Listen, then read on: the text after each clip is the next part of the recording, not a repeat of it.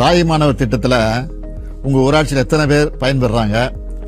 அதே மாதிரி 60 வயசுக்கு மேற்பட்டவங்களுக்கு ரேஷன் பொருட்கள் வீட்டுக்கு வந்து கொடுக்க சொல்லியிருக்கோம். அதெல்லாம் கொடுக்குறாங்களா? அதை பத்தி சொல்ல முடியும் ஐயா? எங்க கிராம பகுதியில மொத்தம் 24 பேர் இந்த திட்டத்தின் மூலமா பயன்பெறாங்க. நன்றி நன்றி. நன்றிங்க ஐயா. வேற ஏதாவது சொல்ல விரும்புறீங்களா? வேற ஏதாவது? ஆமாங்க ஐயா. சொல்லுங்க. மாண்புமிகு முதலமைச்சர் ஐயா அவர்களுக்கு எனது கனிவான வணக்கம். எனது பெயர் ரேவதி. நல்லா இருக்கீங்களா ஐயா? நல்லா இருக்கு, நல்லா இருக்கு. நீங்க நல்லா இருக்கீங்களா?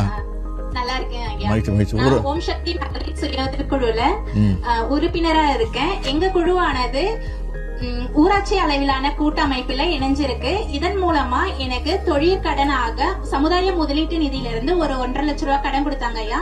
இந்த கடனை பயன்படுத்தி 2 தையல் மிஷின், ஒரு ஓர்லாக் மிஷின் வாங்கி கடை ஒண்ணு வச்சிருக்கேன். அந்த கடையில இருந்து வரும் வருமானத்துல எனது குடும்ப செலவிற்கும் பிள்ளைங்களோட படிப்பு செலவிற்கும் நான் வாங்கி கடனையும் என்னால கட்ட முடியுது ஐயா.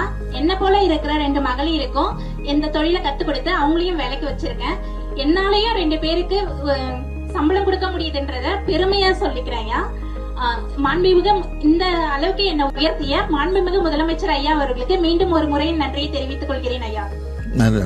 வேற ஏதாவது உங்க ஊரை பொறுத்த வரைக்கும் ஏதாவது பிரச்சனை இருக்கா? ஏதாவது சொல்லணுமா? கோரிக்கை இருக்கா? ஆமாங்க ஐயா, சொல்லுங்க. 3 முத்தான கோரிக்கைகள் இருக்கு ஐயா. சொல்லுங்க. எங்க கிராம பகுதியில மேல்நிலை நீர்த்தேக்க தொட்டி பழுதடைந்து உடைக்கப்பட்டிருக்கு. அதை புதிதாக கட்டித்தர கோரிக்கை வைக்கிறேன் ஐயா.